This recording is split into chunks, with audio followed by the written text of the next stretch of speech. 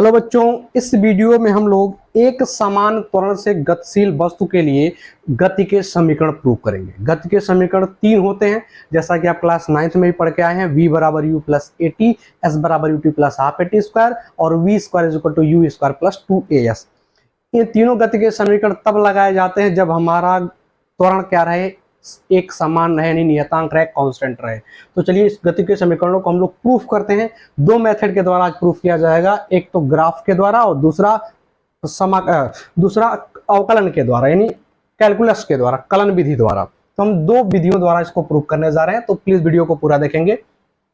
चलिए, अगर हम मान लेते हैं कि एक कण है, एक वस्तु है, एक कण है जिसका प्रारंभिक वेग u है, यानी u वेग से गति करना वो चालू करता है। समय बढ़ता गया t समय तक पहुंचने के बाद उस वस्तु का वेग बढ़ करके v हो गया। इस दौरान जो कण का त्वरण था वो एक समान त्वरण a था। क्या था? एक समान त्वरण था। तो हमने त्वरण मान लिया a, प्रारंभिक वेग था u और वेग बढ़ते बढ़ते t समय के बाद कितना हो गया? v हो गया। तो इस कण का गति का जो वेग समय ग्राफ होगा वो कुछ इस तरह का होगा, जहां 0 समय पर वेग u है और t समय पर वेग बढ़ करके v तक पहुंच गया है।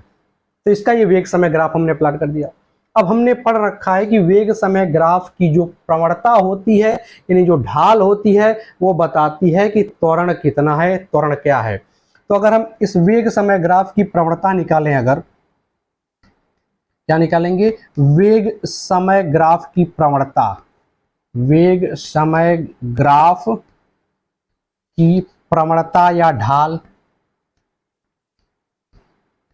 प्रवणता ये किसको बताता है? ये बताता है त्वरण को। हमने पढ़ रखा है कि वेग समय ग्राफ की जो प्रवणता होती है वह त्वरण को प्रदर्शित करती है। तो वेग समय ग्राफ की प्रवणता, ये हमारा वेग समय ग्राफ है, इसकी प्रवणता निकालें। तो प्रवणता निकालने के लिए क्या होता है? अगर हम इस कोण को थीटा मान लेते हैं तो प्रवणता होता है tan थीटा। तो tan मतलब होता है लंब बटे आधार। तो लंब हो जाएगा ये BC और आधार हो जाएगा AB। इसको हमने AB मान लिया, इसको BC मान लिया।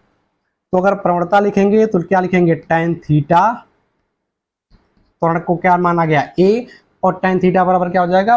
BC बटे AB। क्या हो जाएगा? BC बटे AB, BC बटे AB बराबर a।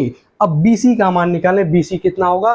तो BC यानी ये लंबाई, इतनी लंबाई। तो यहां से लेके 0 से V तक ये V है और 0 से A तक ये U है। तो इस दूरी को निकालने के लिए क्या करेंगे? पूरी दूरी V में से U को घटा देंगे, तो V माइनस U ये निकल जाएगा। ये BC की लंबाई, यानी ये लंबाई BC। ठीक, ऐसे इसको निकालेंगे तो 0 से लेके t तक है, इसका मतलब AB लंबाई कितनी हो जाएगी? t हो जाएगी। तो BC हो गया हमारा V माइनस U और AB हो गया t, तो बराबर A। अब हम क्रॉस मल्टीप्लाई कर दें, तिरछा गुणा कर दें, तो V माइनस U बराबर क्या हो जाएगा? AT। t को उधर लेके गुणा कर दिया तो V माइनस U बराबर AT, या इसको हम लिख सकते हैं V बराबर U को उधर ले जाएंगे तो प्लस हो जाएगा U प्लस AT। तो V बराबर U प्लस AT, यही हमारा गति का प्रथम समीकरण है। यही क्या हमारा गति का प्रथम समीकरण है। पहला समीकरण गति का यही है। यह है गति का प्रथम समीकरण, V बराबर U प्लस AT, जहां V हमारा अंतिम वेग है, t समय के बाद का वेग है, U प्रारंभिक वेग है, t बराबर 0 पर का वेग है, और A हमारा त्वरण है और t हमारा समय है। चलिए ये पहला हो गया। अब हम आते हैं गति के दूसरे समीकरण को प्रूव करने की कोशिश करते हैं। दूसरे समीकरण में देखिए, हमने ये भी पढ़ रखा है कि जो वेग समय ग्राफ का क्षेत्रफल होता है वह प्रदर्शित करता है कि वस्तु कितनी दूरी चली है, यानी दूरी को प्रदर्शित करता है। हम क्या जानते हैं कि वेग समय ग्राफ का क्षेत्रफल बराबर होता है चली गई दूरी। वेग समय ग्राफ का क्षेत्रफल किसको बताता है? चली गई दूरी को बताता है। तो अगर हम मान लेते हैं कि 0 से लेकर t समय तक चली गई दूरी s है, 0 से t समय में चली गई दूरी क्या है? s है। अगर उसको हम s मान लें तो दूरी के जगह पे लिख देंगे s, और वेग समय ग्राफ का क्षेत्रफल, तो ये क्षेत्रफल हमें निकालना पड़ेगा। ये पूरा हो जाएगा वेग समय ग्राफ का क्षेत्रफल। इस क्षेत्रफल को, यानी इस आकृति को दो भागों में बांट सकते हैं, जिसमें एक आयत दिख रहा है ये वाला, और एक त्रिभुज दिख रहा है। तो आयत का क्षेत्रफल होता है लंबाई गुणे चौड़ाई। तो ये लंबाई हो जाएगा 0 से t यानी t, और ये हो जाएगा चौड़ाई 0 से u मतलब u, तो t इंटू यू यानी ut। तो जो आयत है उसका क्षेत्रफल हो गया, इस आयत का क्षेत्रफल हो गया ut। ये t है, ये u है, लंबाई गुणे चौड़ाई क्या हो जाएगा? u इंटू टी प्लस इस त्रिभुज का क्षेत्रफल, ये वाला त्रिभुज का क्षेत्रफल होता है 1/2 गुणे आधार गुणे ऊंचाई। तो अगर हम इसको आधार मान लेंगे तो ये ऊंचाई हो जाएगा, आधार गुणे ऊंचाई। अगर इसको आधार मानेंगे तो ये ऊंचाई हो जाएगा। तो आधार हम इसको मान ले रहे हैं, तो क्या आएगा, आधार t है, ये लंबाई कितनी है, t के बराबर है। ऊंचाई कितना है, v माइनस यू है, इसको v माइनस यू बराबर s। तो u T plus half into t into v minus u बराबर क्या हो गया, एस हो गया। इसको मान लेंगे समीकरण नंबर, इसको 2 मान लेते हैं और इसको मान लेंगे समीकरण नंबर 1, जो हमारा गति का प्रथम समीकरण है। और ये 2, लेकिन ये द्वितीय समीकरण नहीं है, अब इसको और बदलना पड़ेगा, इसकी आगे जरूरत है, इसलिए इसको समीकरण 2 हमने मान लिया है। चलिए अब इसके आगे क्या करेंगे,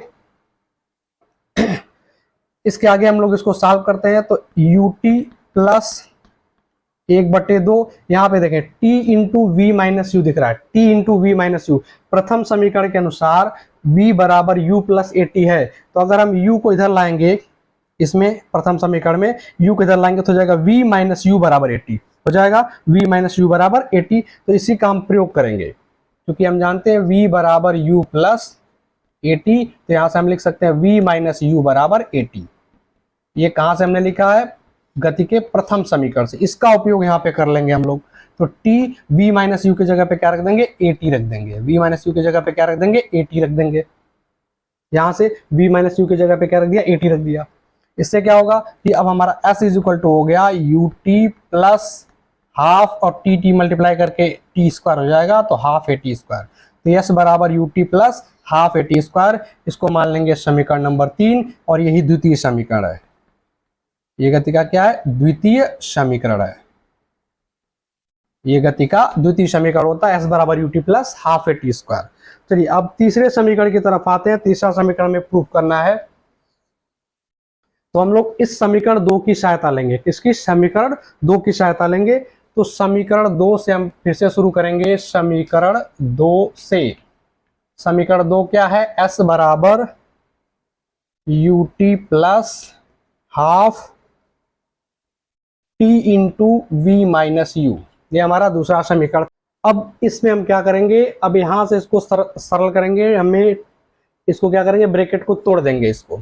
तो ब्रैकेट तोड़े तो यू टी प्लस, देखें हाफ टी का गुणा वी में होगा तो क्या हो जाएगा, टी वी बाई टू, क्या हो जाएगा, टी वी बाई टू। फिर हाफ टी का गुणा माइनस यू में होगा तो हो जाएगा minus T U by two, क्या हो जाएगा, T U by two.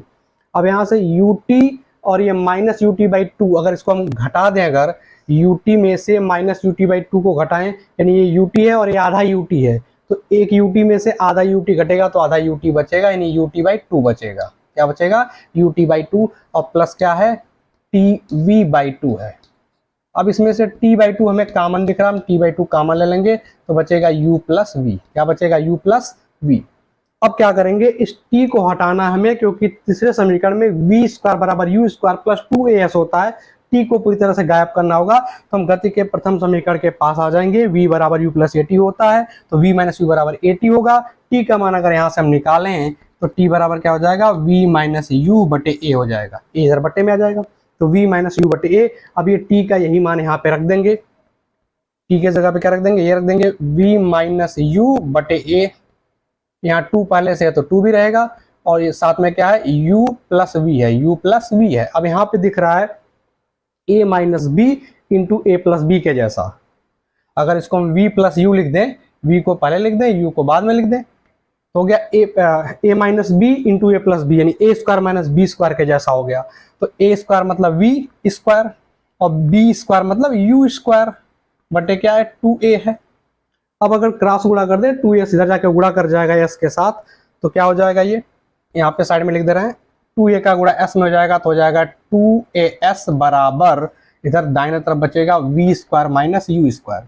You square को हम इसके साथ भेज सकते हैं, तो यहाँ बचेगा v square is equal to you square को इधर लाके प्लस कर देंगे तो यू स्क्वायर प्लस 2as। ये हमारा गति का तीसरा समीकरण हो जाएगा। ये क्या है, गति का तृतीय समीकरण है, तीसरा समीकरण है। तो इस तरह से हमने गति के तीनों समीकरण को इस ग्राफीय विधि के द्वारा सिद्ध कर लिया। अब यही काम, यही समीकरण हमको प्रूव करना है कलन विधि द्वारा, यानी कैलकुलस मेथड के द्वारा।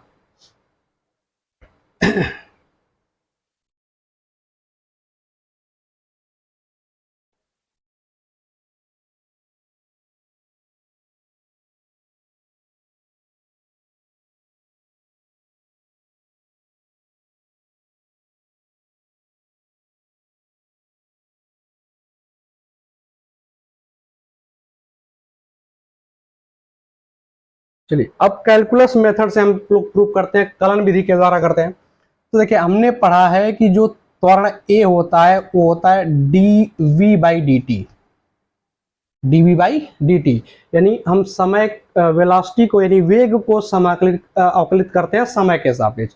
वेग का अवकलन किसके सापेक्ष करते हैं? समय के सापेक्ष। तो क्या आता है? त्वरण आता है। तो ए बराबर होता है DV by d T.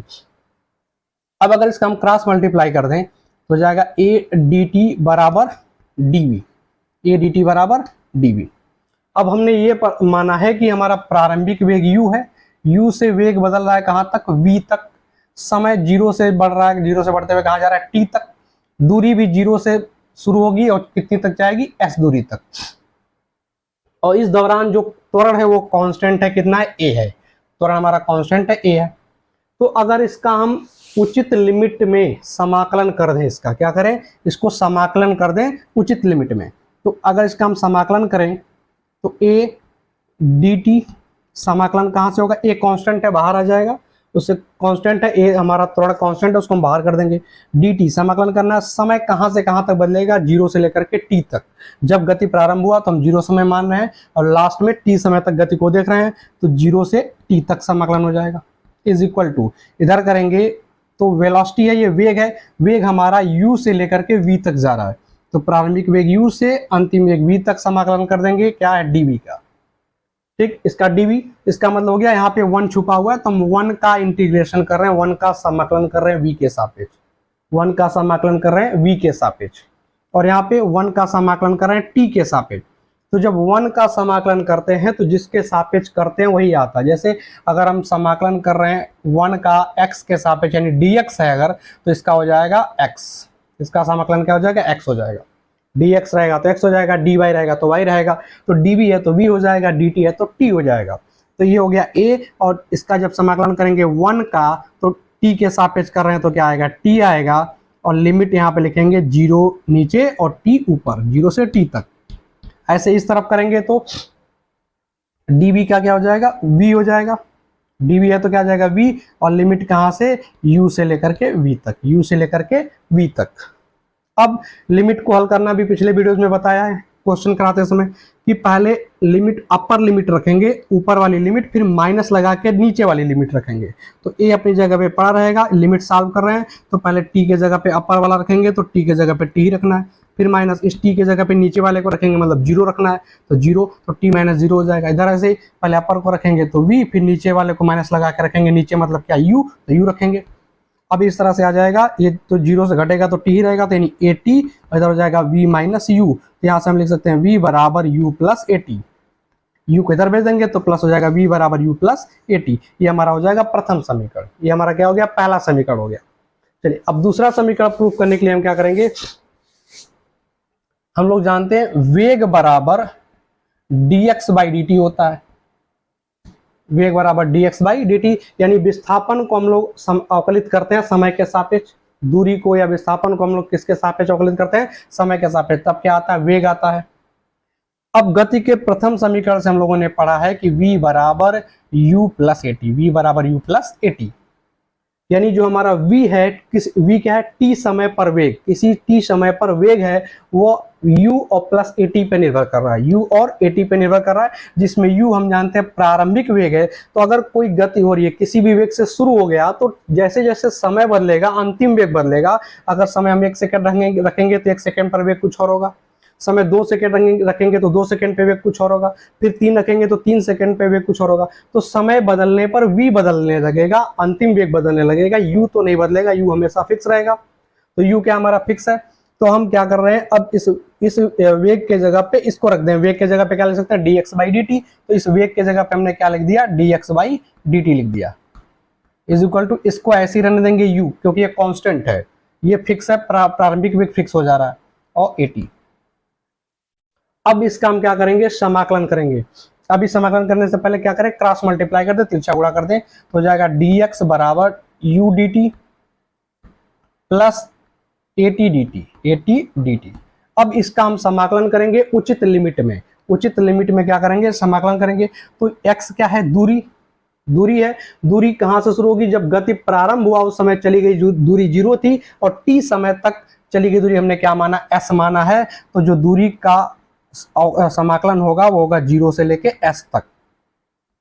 u क्या है, u हमारा कांस्टेंट है, प्रारंभिक वेग है जो कि फिक्स है, कांस्टेंट है, तो कांस्टेंट बाहर आ जाएगा, बचेगा dt, इंटीग्रेशन कर देंगे 0 से लेके t तक, क्योंकि समय 0 से बढ़ के t तक जा रहा है, और प्लस ए भी कांस्टेंट है, ए भी बाहर आ जाएगा, क्या बचेगा t dt।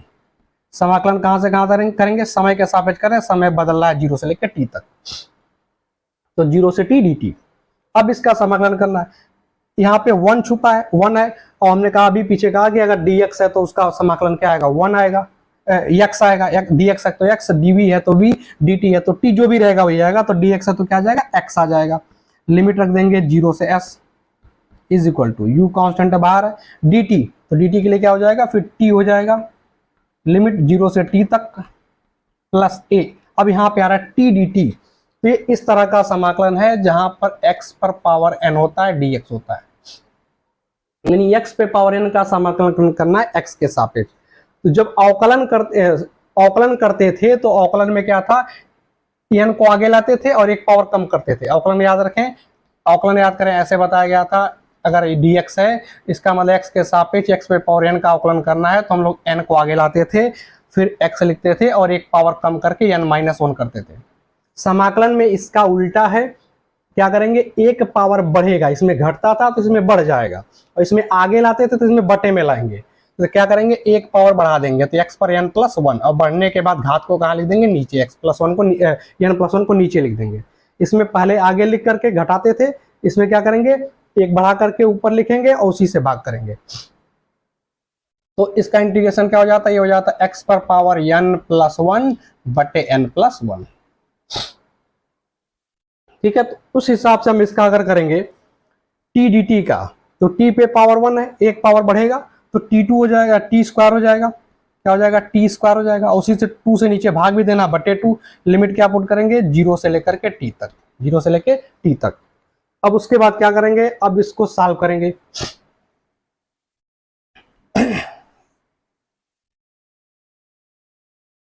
अब आगे लिमिट सॉल्व करते हैं, पहले x के जगह पे s रखेंगे, फिर x के जगह पे 0 रखेंगे, तो s-0 हो जाएगा, s-0 यानी कि s हो जाएगा। दूसरी तरफ आए, u बाहर पड़ा रहेगा, t के जगह पे पहले t रखेंगे, फिर माइनस लगा के 0 रखेंगे, तो t-0 यानी t, तो क्या बचेगा, ut हो जाएगा, ये हो जाएगा ut। प्लस इसमें आते हैं a, अब इसमें देखें, पहले क्या रखेंगे, t के जगह पे t रखेंगे, तो t²/2 क्या आएगा, t²/2, माइनस 0 रखेंगे तो t के जगह 0 रखेंगे, 0² बटे 2 यानी 0 हो जाएगा, तो क्या हो गया, a आ जाएगा सीधा सीधा, तो ये हो गया s बराबर ut प्लस 1/2 को आगे लिख दें तो हाफ at² हो गया। यही हमारा गति का द्वितीय समीकरण है, जो ग्राफी विधि में भी आया था, s बराबर ut प्लस हाफ at², ये द्वितीय समीकरण। अब आते हैं तीसरे समीकरण पर। तीसरा समीकरण के लिए क्या करते हैं, हम प्रथम समीकरण को लेते हैं v बराबर u प्लस at, और इसका करते हैं होल स्क्वायर, क्योंकि तीसरे समीकरण में होता है v² बराबर u² प्लस 2as, तो v b² में है, u b² में है, तो हम क्या करते हैं, इसका होल स्क्वायर करते हैं दोनों साइड का, तो ये हो जाएगा v² बराबर u प्लस v बराबर u प्लस at होता है, इसका होल स्क्वायर कर देंगे, v बराबर u प्लस at का होल स्क्वायर। तो चले, क्या हो गया, a² plus b² plus 2ab, तो 2uat, ये हो जाएगा, a² plus b² plus 2ab के हमने फार्मूला लगा दिया है, प्लस b का होल स्क्वायर कर दिया, तो ये हो गया v² बराबर u² plus at² plus 2uat। अब दिख रहा है हमें v² बराबर u² हमें मिल गया, प्लस क्या चाहिए हमें, तो हम जानते हैं v² equal to u² plus 2as होता है, 2a होता है उसमें, तो उसी लालच में हम लोग क्या करेंगे, 2a कॉमन ले लेंगे इसमें से। अब जैसे 2a कॉमन लेंगे, यहाँ पे देखें क्या बचेगा, एक a तो बचेगा क्योंकि a के बाहर निकाला है, और t² बचेगा क्योंकि t² पूरा है, वहां पे रह जाएगा, उसमें से कुछ कॉमन नहीं लिया हमने, 2a कॉमन लिया है, तो a की कॉमन हो गया, a के बचेगा। अब 2 हमने ले लिया, अब यहाँ पे 1/2 लिखना पड़ेगा, तो जब 1/2 लिखेंगे तो जब गुणा करेंगे 2 करके, फिर ये 1 हो जाएगा, 2 कैंसिल हो जाएगा, a² t² आ जाएगा, और प्लस इसमें से जब हम 2a कॉमन ले लेंगे तो क्या बचेगा, ut बचेगा, और v² बराबर u² प्लस 2a। अब इसको देखें, U T plus half A T square हो गया, जो कि गति का द्वितीय समीकरण है, जो कितना होता है एस के बराबर होता है। तो गति के द्वितीय समीकरण के अनुसार इसके जगह पे एस लिख देंगे तो हो जाएगा वी स्क्वायर बराबर यू स्क्वायर प्लस 2as। ये हमारा गति का तीसरा समीकरण है। तो इस प्रकार समाकलन के द्वारा यानी कलन विधि के द्वारा और ग्राफ विधि के द्वारा हम गति के तीनों समीकरणों को सिद्ध करते हैं। तो आई होप आपको समझ में आ गया होगा। चलिए मिलते हैं नेक्स्ट वीडियो में नए टॉपिक के साथ।